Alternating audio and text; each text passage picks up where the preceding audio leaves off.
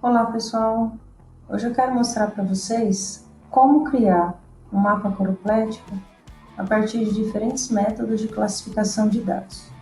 Então no vídeo anterior, nós vimos que tem vários métodos de classificação implementados no SIG, como intervalos iguais, quantio, desvio padrão, quebras naturais. Como eu faço para representar usando cada um desses métodos e comparando o resultado entre eles? Então aqui no QGIS, na versão 2.18, eu vou carregar uma base de dados qualquer. Aqui no caso eu tenho alguns municípios, cada polígono desse representa um município, no extremo oeste do estado de São Paulo. Aqui nessa minha base de dados, eu tenho na tabela de atributos várias informações aqui.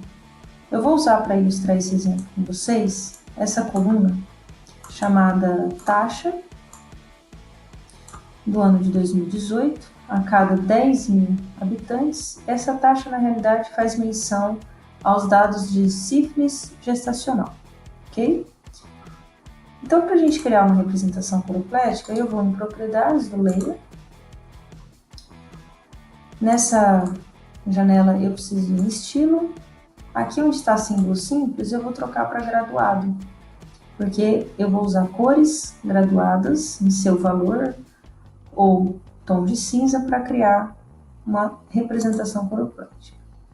Aqui eu preciso indicar qual é a coluna que eu quero mapear os dados quantitativos. Então, nesse caso, vai ser a coluna taxa 18_10.000. Aqui eu preciso definir o modo de classificação desses dados. Então, veja que aqui eu tenho várias opções: intervalo igual, quantio, quebras naturais, desvio padrão. Então, eu vou manter aqui intervalo igual, eu vou pedir para ele classificar. Automaticamente, ele olha para os meus dados e calcula o intervalo dessas classes, ok? Bem, eu posso aqui trocar a rampa de cores, tá?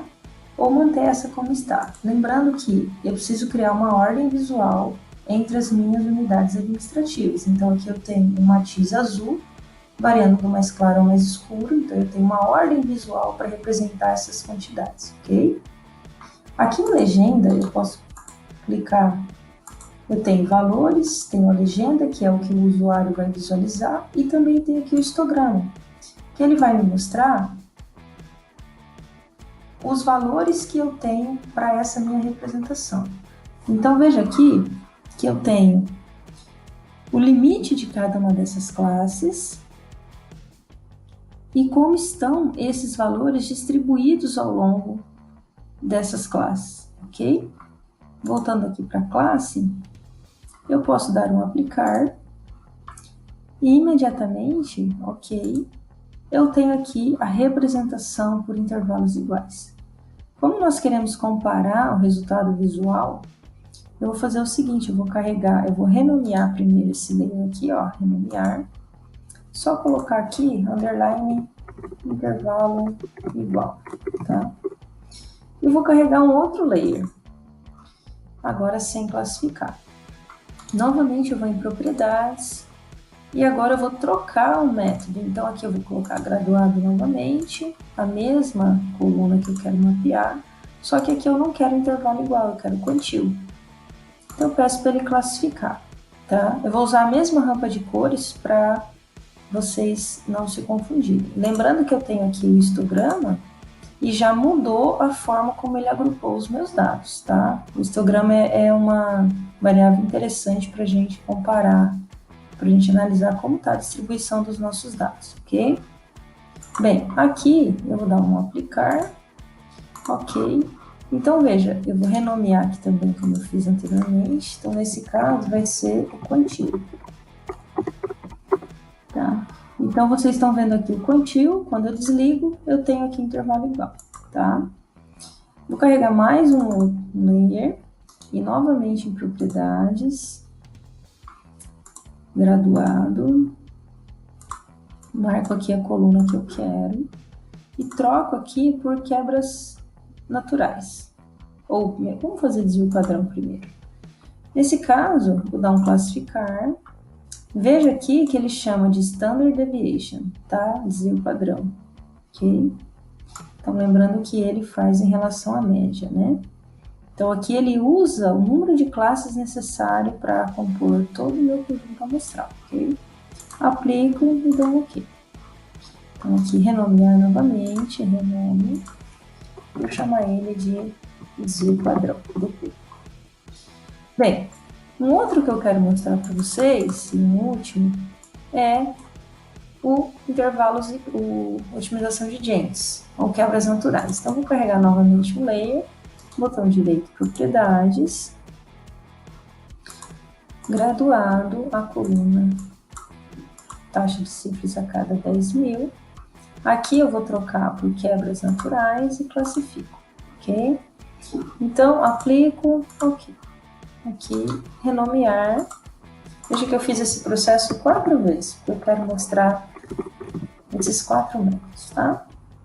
Bem, aqui é interessante, pessoal, veja lá. Quando eu comparo, por exemplo, vou desligar todos, tá? Para não confundir. Então, eu tenho aqui intervalos iguais, ligando ele aqui. Então, eu observo que na classificação por intervalos iguais, esses municípios em azul mais escuro, eles estão na mesma classe. Então, eu tenho aí uma faixa, no caso aqui, de 8,79 até 10,99 mulheres a cada 10.000 com sífilis gestacional. Mas quando, por exemplo, eu olho esse mesmo dado, só que representado com o método do Quantile, eu já verifico que eu tenho muitos outros municípios e uma faixa considerada pior, né? Quanto mais escuro aqui, lembrando, pior são os casos de sífilis, mais mulheres estão com sífilis, né? Só que veja aqui, eu não tenho o mesmo resultado visual. Veja que a pior classe no método Quantile varia de 6,4 a 11, enquanto no intervalo igual de 8,8, vamos aproximar aí, até 11, tá? Veja que visualmente eu já tenho resultados diferentes e quantitativamente também. Quando eu comparo, por exemplo, com o método do desvio padrão, olha, eu já tenho algo diferente, tanto quando em relação ao desvio padrão, em relação ao Quantile, veja lá, quanto comparando o desvio padrão com o intervalo igual. Então, aqui eu tenho, vocês estão vendo o intervalo igual, e agora aqui vocês estão vendo o método desvio padrão, tá? Veja que nesse método eu tenho somente 2 municípios considerados com a pior classe, que nesse caso ele está chamando de acima de 2 desvios padrão, tá? E o último método é o método de Jenkins. Nesse método de Jenkins, veja só, ele está considerando de 7,8 a 11 o pior caso. Na nossa amostragem, nós temos que o método de Jenkins, ele trouxe, em termos dos piores casos, o mesmo resultado que o Quantile, o intervalo igual. Veja que quando eu ligo Jenkins, olha, esses municípios estão mais em azul, eles também permanecem quando eu vejo o método do intervalo igual, tá? Porém, há uma alteração em algumas classes, como aqui nesse município, olha, ele estava em uma classe, uma segunda pior classe, né? E no método do intervalo igual, ele continua, só que o seu vizinho aqui, ele já muda para outra classe. Então, visualmente, nós temos resultados diferentes. E quantitativamente, isso também se altera porque o intervalo das classes, se você comparar aqui à esquerda, eles também são diferentes. Então, pessoal, o que nós vamos sempre nos atentar? As características de cada um desses métodos ao nosso conjunto de dados, né? Veja que o método do desvio padrão, uma característica importante dele é que os dados precisam ter distribuição normal.